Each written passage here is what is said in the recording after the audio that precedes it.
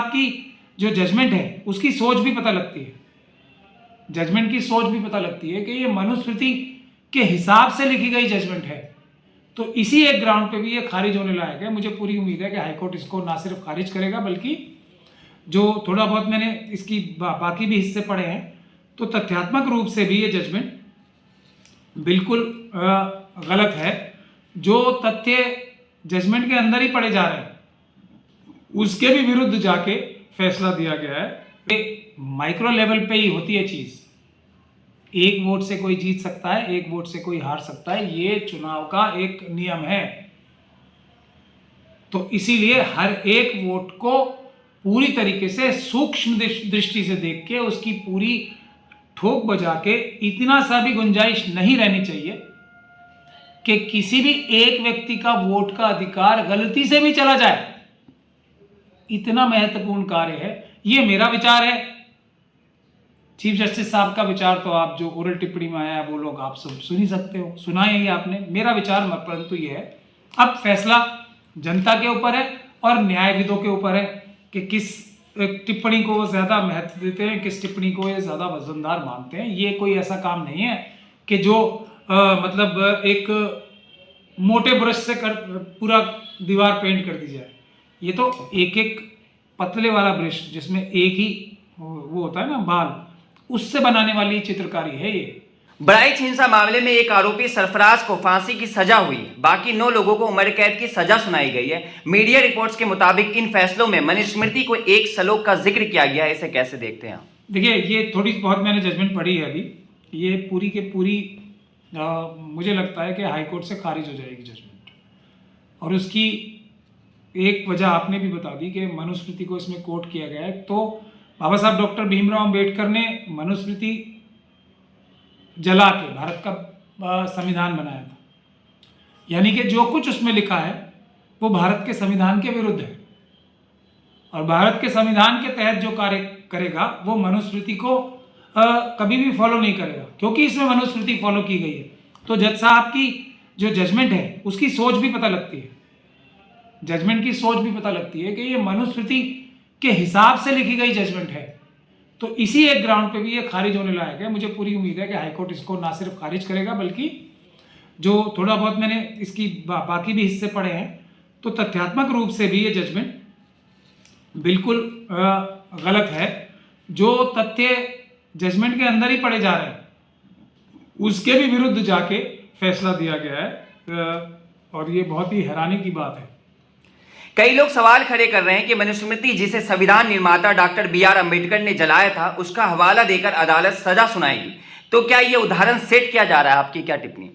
नहीं, जो भी मनुस्मृति का नाम लेगा, मनुस्मृति का पालन करेगा, वो तो वैसे ही अपराधी हो जाएगा ना। भारत के संविधान ने, बाबा साहब ने जो संविधान के निर्माता हैं उन्होंने ही मनुस्मृति को जलाया था। तो उसको अगर जलाने की वजह क्या होती है ये पूरी दुनिया जानती है कि वो इस लायक ही नहीं थी कि वो दुनिया में एग्जिस्ट की जाए, ऐसा बाबा साहब का मानना था। तो इसीलिए जलाने का तो यही सिंबल होता है ना। एक बाबा साहब ये नहीं चाहते थे कि मनुस्मृति इस दुनिया में एग्जिस्ट भी करे। एसआईआर के खिलाफ दायर याचिका पर सुनवाई करते हुए सीजेआई सूर्यकांत ने कहा है कि यह हर साल होने वाली कोई प्रक्रिया नहीं है। चुनाव आयोग इसे 20 साल बाद कर रहा है, ऐसे में इसे माइक्रो मैनेज नहीं कर सकते। इस टिप्पणी को आप कैसे देखते हैं? अब मैं इस पे टिप्पणी नहीं करना चाहूँगा क्योंकि ये भी एक मेरे ख्याल से ओरल टिप्पणी है। ओरल टिप्पणी पे ओरल टिप्पणी मैं भी करूँ तो वो उचित नहीं है। जब ये जजमेंट में कोई बात आएगी देखेंगे। हाँ, इस परिप्रेक्ष्य में मैं यही कह सकता हूँ कि भारत की नागरिकता और वोट देने का अधिकार सबसे महत्वपूर्ण है। भारत की डेमोक्रेसी में हर एक नागरिक का वोट का अधिकार सुरक्षित करना इलेक्शन कमीशन की जिम्मेदारी है। तो ये माइक्रो लेवल पे ही होती है चीज, एक वोट से कोई जीत सकता है, एक वोट से कोई हार सकता है, ये चुनाव का एक नियम है। तो इसीलिए हर एक वोट को पूरी तरीके से सूक्ष्म दृष्टि से देख के उसकी पूरी ठोक बजा के इतना सा भी गुंजाइश नहीं रहनी चाहिए कि किसी भी एक व्यक्ति का वोट का अधिकार गलती से भी चला जाए। इतना महत्वपूर्ण कार्य है, ये मेरा विचार है। चीफ जस्टिस साहब का विचार तो आप जो ओरल टिप्पणी में आया वो लोग आप सब सुन ही सकते हो, सुना ही आपने। मेरा विचार परंतु ये है, अब फैसला जनता के ऊपर है और न्यायविदों के ऊपर है कि किस टिप्पणी को वो ज़्यादा महत्व देते हैं, किस टिप्पणी को ये ज़्यादा वजनदार मानते हैं। ये कोई ऐसा काम नहीं है कि जो मतलब एक मोटे ब्रश से पूरा दीवार पेंट कर दी जाए। ये तो एक एक पतले वाला ब्रश जिसमें एक ही वो होता है ना बाल, उससे बनाने वाली चित्रकारी है ये। बिल्कुल भी मैक्रो मैनेज का तो सवाल ही नहीं उठना चाहिए किसी भी ऐसी प्रक्रिया में जो वोटों का फैसला करती हो। एक वोट का भी हेरफेर करना मतलब डेमोक्रेसी की जड़ और बुनियाद हिला देना है। बॉम्बे हाईकोर्ट ने पुणे पुलिस को कड़ी फटकार लगाई है। कोर्ट ने महाराष्ट्र के उप मुख्यमंत्री अजित पवार के बेटे पार्थ पवार को लेकर कहा है कि पुलिस उप मुख्यमंत्री के बेटे को बचा रही है और दूसरों की जांच कर रही है। ये मामला पुणे में 300 करोड़ रुपए के जमीन सौदे से जुड़ा है। इसे कैसे देखते हैं? इसी कार्य के लिए तो अजित पवार जी सरकार में हैं, यही कार्य करने के लिए तो हैं। और वो अकेले ही थोड़ी हैं, सबके सब आरएसएस और बीजेपी की जितनी भी सरकारें हैं सब अपने अपने तरीके से देश को लूट ही तो रहे हैं। अदालत ये टिप्पणियां तो कर रही है, लेकिन मुझे इस केस में भी लगता नहीं है कि इस केस में भी न्याय होगा। मुझे ऐसा लगता नहीं है। होगा तो मैं बहुत खुश होऊंगा, आश्चर्यचकित भी होऊंगा, लेकिन वो खुशी के द्वारा आश्चर्यचकित होना होगा। मगर मुझे लगता नहीं कि इस केस में कुछ होगा, क्योंकि सभी तो कर रहे हैं काम। अजीत पवार जी अंदर बंद कमरे में तो बोल ही रहे होंगे ना चीफ मिनिस्टर साहब को भी, भाई सभी कर रहे हैं, मैं भी कर रहा हूँ, मेरा अलग तरीका है। कोई किसी बाई चांस थोड़ा वो एक्सपोज हो गया तो आप मुझे ही क्यों सब घेर रहे हो? सब भी तो यही कर रहे हैं, मैं भी यही कर रहा हूँ, क्या होगा? मोदी जी भी यही कर रहे हैं, अमित शाह जी भी यही कर रहे हैं।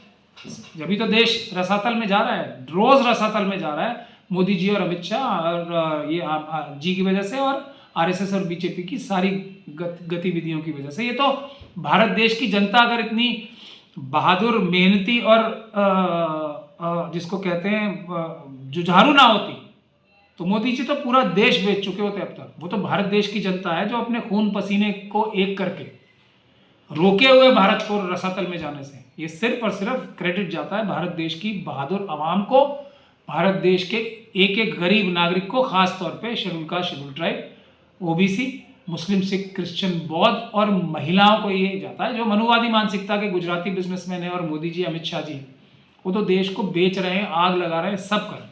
सुप्रीम कोर्ट ने केरल के एर्नाकुलम जिले की मुनबम भूमि को वक्फ संपत्ति न मानने से केरल हाईकोर्ट की टिप्पणी पर अंतरिम रोक लगा दी। न्यायमूर्ति मनोज मिश्रा और न्यायमूर्ति उज्ज्वल भुइयां की पीठ ने इस मामले पर अगली सुनवाई तक भूमि की यथास्थिति बनाए रखने का भी आदेश दिया है। आपकी क्या टिप्पणी है? इस बारे में मेरी टिप्पणी कुछ खास है नहीं, क्योंकि मैंने अभी इसके बारे में कोई रिसर्च नहीं की है। मैं सिर्फ यही बोल सकता हूँ, अगर केस ठीक से लड़ा जाएगा तो जीतने की संभावना है, लेकिन ज़्यादातर केसेस ठीक से लड़े नहीं जाते हैं, ये मेरा ऐसा मानना है। सर, आखिरी सवाल है। विपक्ष तमिलनाडु के जज के खिलाफ महाभियोग लाने की तैयारी कर रही है। इसी बीच कई जजों और नौकरशाहों ने इस कदम की आलोचना की है। आपकी क्या टिप्पणी? देखिए, महाअभियोग लाने से कुछ होने जाना नहीं है, क्योंकि महाअभियोग का तो अभी जस्टिस वर्मा पे भी नहीं आया है। महाअभियोग तो सरकार लाई थी, उसका भी क्या नतीजा हुआ? महाअभियोग अब अगर ऑपोजिशन लाएगी तो वो तो हार जाएंगे ना, तो उससे कोई फायदा होने वाला नहीं है। जन आंदोलन से ही फायदा होना है और जन आंदोलन होना चाहिए। सबसे मुख्य बिंदु हर अपने इंटरव्यू में मैं बताता हूँ, ईवीएम है, ईवीएम के खिलाफ आंदोलन होना चाहिए, पेपर बैलेट वापस लाने के लिए आंदोलन होना चाहिए। जैसे ही वो आएगा, इन सब जो एक्सरसाइज है महाअभियोग लाने की आवश्यकता ही नहीं रहेगी, क्योंकि फिर जजेस भी दबाव से फ्री हो जाएंगे। आज तो जजेस के ऊपर भी दबाव है ना, 4 सुप्रीम कोर्ट के जजेस ने 2018 में ही हमें बताया था, सिटिंग जजेस ने।